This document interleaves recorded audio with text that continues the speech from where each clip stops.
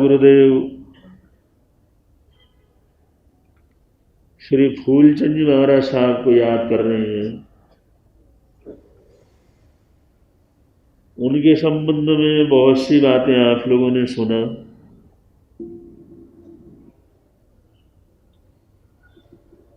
जन्म से लेकर के मृत्यु तक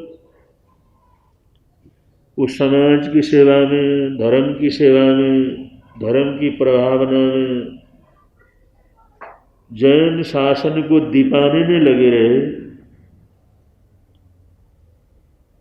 इसलिए उन्हें संघ संरक्षक दैदीप्यमान पुरुष के रूप में याद किया जाता है।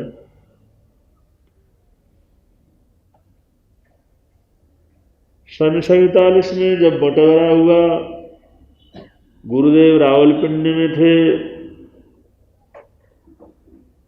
और वहां पर उन्होंने अकेले रहना निश्चित किया। साधु साध्वी जो थे उन सबको भिजवा दिया। उन्होंने कहा जब तक एक भी समाज का बच्चा यहाँ पर रहेगा, फूलचंद यहाँ से निकल करके नहीं जाएगा। कितनी बड़ी कुर्बानी थी। सारी रात लोग सोते नहीं थे,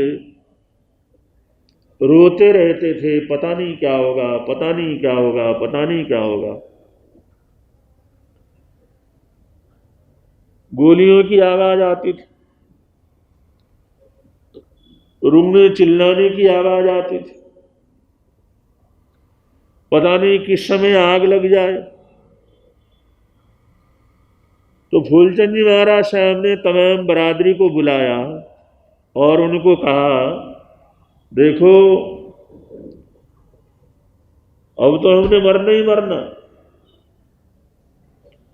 तुम सोच रहे हो यहां से बच करके जाएंगे, कैसे हालात हैं। चारों तरफ त्राही त्राही मच रही है। अब तो हमने मरना ही है। जब मरना ही है तो ये रोते रोते क्यों मरना। अरे आर्त ध्यान में मरेंगे, रोते रोते मरेंगे, हाय तबा करके मरेंगे, गति बिगड़ जाएगी। इसलिए ऐसा कर लो, यहां पर अखंड जाप रख लो। हम रात दिन अखंड जाप करते हैं, अगर मर भी गए तो कम से कम हमारी गति अच्छी क्या कर जाएगी, हो जाएगी। उनका समझाने का तरीका ऐसा था, उनकी वाणी में इतना बल था। वो पहली बार हमारी संस्कृति में ये अखंड जाप की जो परंपरा है, रावलपिंडी में सन 47 में फूलचंद जी महाराज साहब ने प्रारंभ की। उससे पहले का कोई वर्ण नहीं सका करता, आता नहीं। उसके बाद तो जगह जगह पर ये अखंड जाप रखे जाते हैं। और यहाँ भी 51 दिन का अखंड जाप क्या कर रहा, चल रहा, रात दिन चल रहा है। और हमारे युवक, बड़े बुजुर्ग, महिलाएं दिल खोल करके उसका लाभ ले रहे हैं।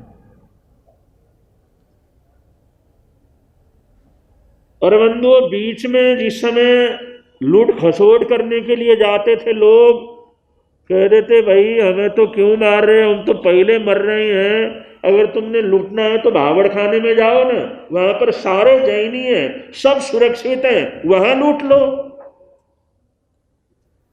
तो 200-200, 300-300 लोग लूटने के लिए आते थे।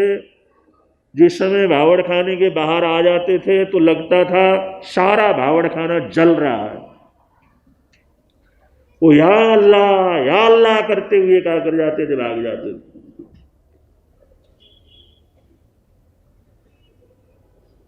ऐसे 4 महीने रहे वहां पर। एक व्यक्ति का कोई बाल बांका होने नहीं दिया। ऐसे सुरक्षा पुरुष थे, ऐसे साधक थे, ऐसा उनको ज्ञान था, ऐसी समझावनी थी, ऐसे युग पुरुष थे। पूरी वहां की बरादरी पूरी की पूरी वहां से निकाला और उसके बाद आखिरी समय के अंदर वहां से क्या हुए, पनारे।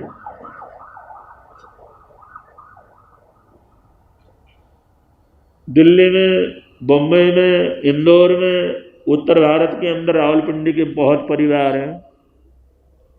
सब लोगों को इस बात की जानकारी है। और न जयनगर, मेरठ आप लोगों ने देखा हुआ हो तो उन्होंने बसाया हुआ, आज भी अद्भुत नगरी है। 300 350 यहाँ पर बंगले हैं, स्कूल है, हॉस्पिटल की जगह है, पार्क है, वो सारी सुविधाएं हैं। उजड़े हुए लोगों को पूरी तरह से बसाया, ऐसे वो महापुरुष थे। और सलाहकार कैसे थे? गिल्टी की बीमारी में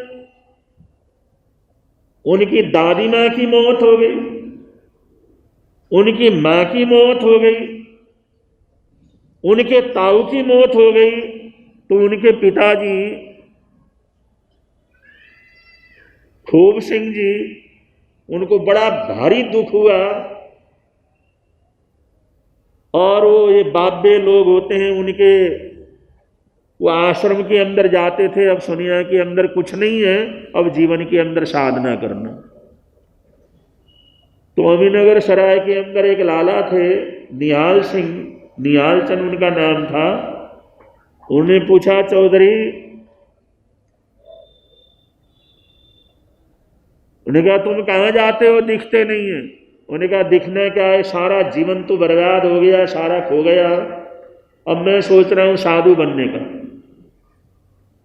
बाबा बनकर के अपने जीवन को धर्म ध्यान के अंदर लगाएंगे।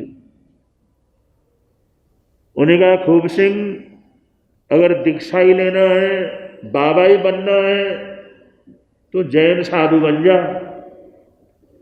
जैन साधु बनेगा तो अरब करोड़ों करोड़ों का भला क्या कर जाएगा, हो जाएगा। वहां पर संत आए हुए थे, करमचंद जी महाराज साहब, बहुसूत्र करमचंद जी महाराज साहब। निहाल सिंह उनको लेकर के वहां पर गए। जब उनके दर्शन किए, जब संतों को देखा, उनके त्याग तपस्या को देखा, वही प्रतिज्ञा की मैंने इनके चरणों में दीक्षा लेना। लेकिन वो बिहार कर गए, और जब भी जाते थे तो परिवार वाले पकड़ के लाते थे। कहीं भी जाते थे परिवार वाले पकड़ के लाते थे। एक दिन रात को बड़ी परेशानी में बैठे हुए थे, तो उनके 2 बेटे थे। वो बड़े बेटे खूबचंद जी महाराज, फूलचंद जी महाराज साहब जिनका चल रहा है, तो उन्होंने रात को पूछा, बापू परेशान क्यों हो, क्या सोच रहे हो?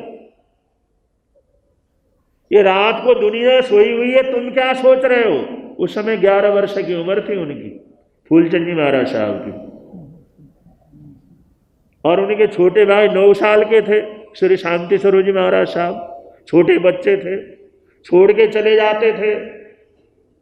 उन्होंने कहा, बेटा तेरी दादी नहीं रही, और जो मेरे बड़े भाई नहीं रहे, तेरी माँ नहीं रही, मुझे संसार के अंदर कोई रस नहीं है, इसलिए मैंने साधु बनना है। वो कहने लगे, बापू साधु बनना है ना, तो हमारे को ले चलो साथ में। अगर हमारे को छोड़ के जाओगे तो हमारे बरादरी वाले, परिवार वाले कभी तुम्हारे को साधु बनने नहीं देंगे। उन्होंने कहा, बेटा तुम छोटे छोटे हो, कैसे लेकर के जाना? अरे कैसे लेकर के जाना, हम तैयार है ना, भैया को मैं तैयार कर लूंगा। मुझे लेकर के जाओगे, हमारे को लेकर के जाओगे तो साधु बन सकते हो, वरना आपको साधु बनने का चांस क्या करेगा? उन्होंने कहा, फिर ये जमीन जायदाद, घर, पशु, ये सारा कुछ अरे छोड़ना ही है, तो फिर क्या सोचना है? जब तुमने छोड़ना ही है तो फिर इसकी क्या चिंता? उन्हें अच्छा बेटा फिर सवेरे चलते हैं। दोनों बच्चों को लिया, चापी चुपी पड़ोसियों को दिया, और उन्होंने कहा, भाई खेत में जा रहे हैं, बैल लेकर के चले, खेत में बैलों को छोड़ दिया और दोनों बेटों को लेकर के वहां से यूपी से पंजाब क्या कर गए, निकल गए। और उसके बाद उनकी दीक्षा भी क्या कर गई, खुद भी दीक्षा ली और दोनों बेटों ने भी दीक्षा क्या कर ली।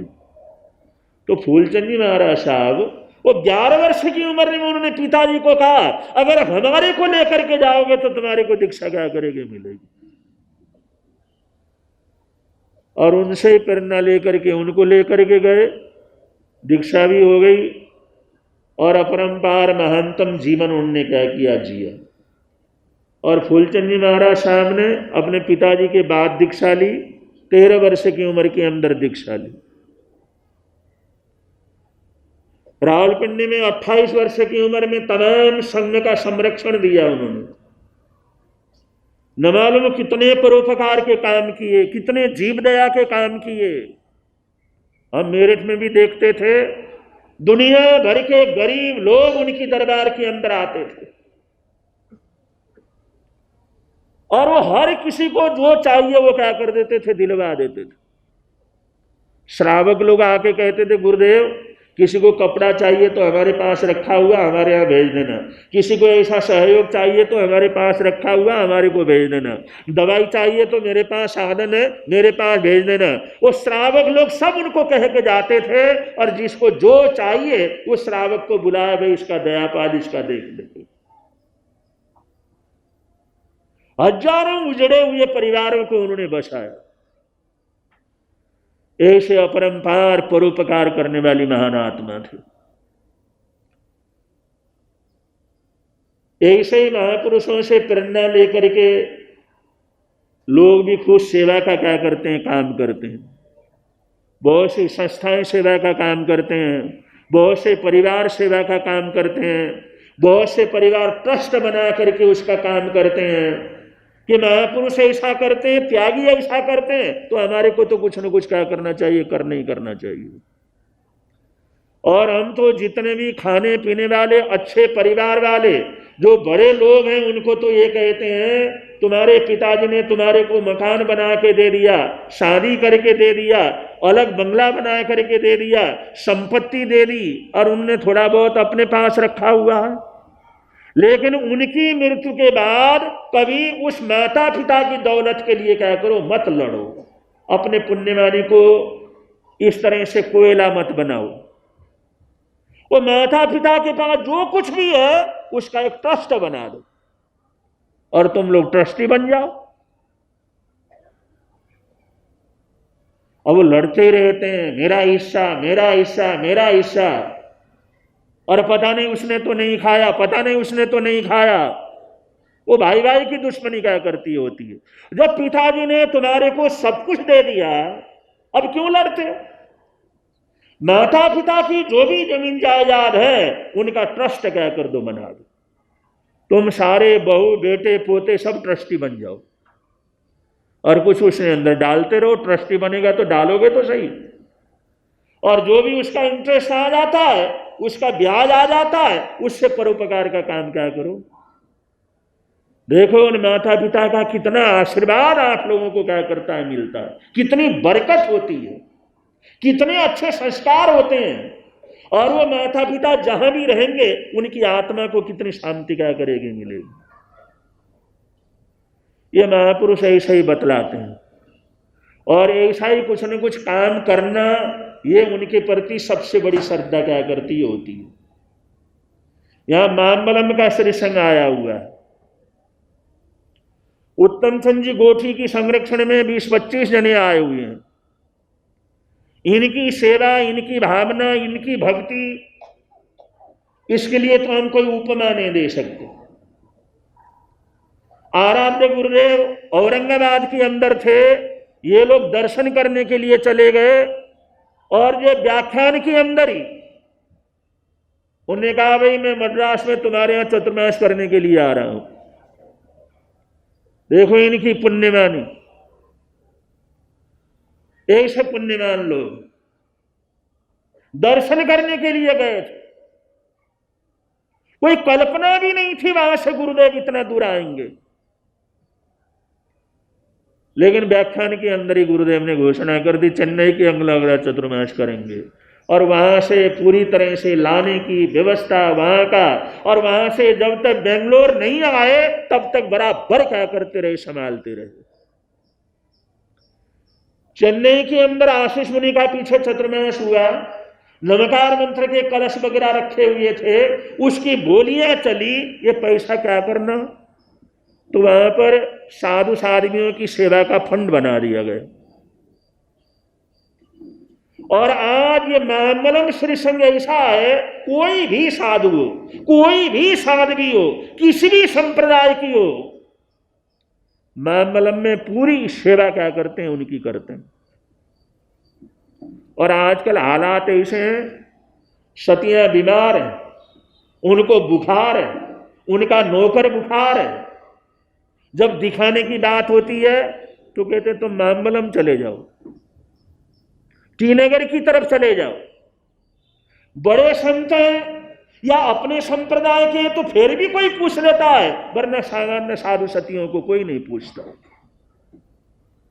मद्रास जैसी सिटी के अंदर एक मामलक संघ है जो किसी ही साधु साध्वी की सेवा क्या करता है, कर लेता है।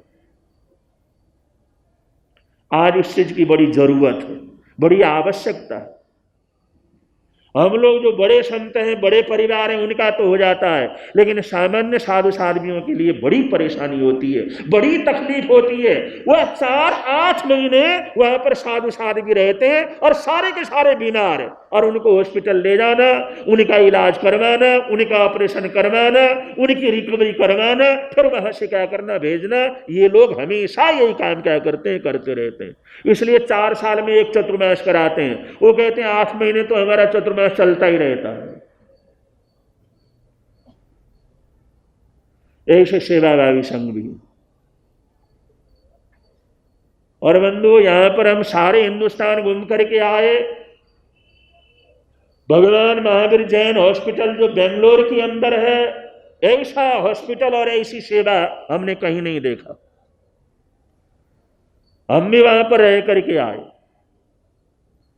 चारों संप्रदाय के कोई साधु साध्वी हो, उनकी वहां पर ऐसा देखभाल करते हैं जैसे माँ बाप अपने बच्चे का देखभाल करते हैं। तो हमने एक योजना रखी हुई है, महावीर हॉस्पिटल के अंतर्गत कम से कम 1.25 करोड़ का एक फंड साधु साध्वियों की सेवा के लिए क्या किया जाए, बनाया जाए।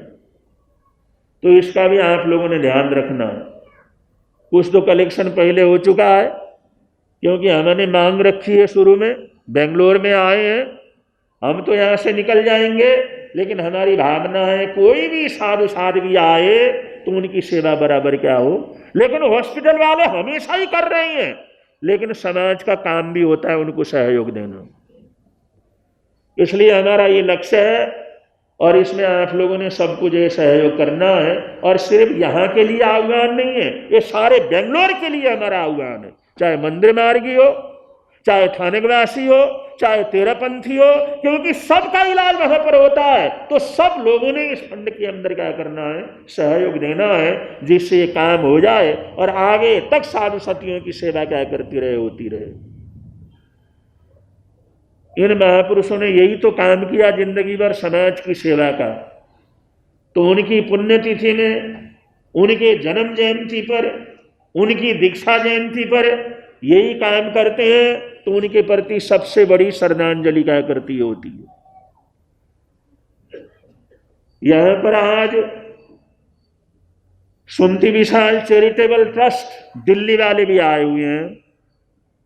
श्री सुरेंद्र जी जैन, अनिल जी जैन, यशवी जैन साहब आदि 8-10 सदस्य आए हुए हैं। और इन्होंने दिल्ली उत्तम नगर में और ठेठ दिल्ली अमृतसर जीटी रोड के ऊपर गनौर में एक हॉस्पिटल के रूप में, संस्था के रूप में खोला हुआ है। और दिल्ली में तो गरीब लोगों की सेवा होती है, जो मजदूर लोग हैं, झुग्गी झोपड़ी वाले हैं, गरीब हैं, कुछ नहीं कर सकते, उन लोगों के लिए पूरी सेवा है। और जीटी रोड के अंदर, जो गनौर के अंदर जो संस्था बनी है, वहां पर जो भी साधु साध्वी जीटी रोड से आते हैं वो वहां पर ठहरते हैं और पूरी इलाज का व्यवस्था वहां पर क्या करते हैं, रखते हैं लोग। किसी को दवाई की ज़रूरत हो और साधनों की ज़रूरत हो, हॉस्पिटल में दिखाने की ज़रूरत हो, डॉक्टर को दिखाने की ज़रूरत हो, चेकअप करवाने की ज़रूरत हो, और वो सारी ज़रूरतें वहाँ पूरी करते हैं। वहाँ पर घर नहीं है, जीट रोड के साथ जो है वो संस्था बनी हुई है, और निहाल जो है तपोवन, निहाल वाटिका, और उसके अंदर कोई सती साध्वियाँ 2 दिन 4 दिन 5 दिन हफ्ता वहाँ पर रुकते हैं, आराम करते हैं, इलाज करवाते हैं, और वहाँ से क्या करते हैं, जाते हैं। ये संस्था भी खूब सेवा के अंदर लगी हुई है, यहाँ पर आए हुए हैं, उन सबको भी हम बहुत बहुत मंगल कामनाएं सद्भावनाएं देते हैं।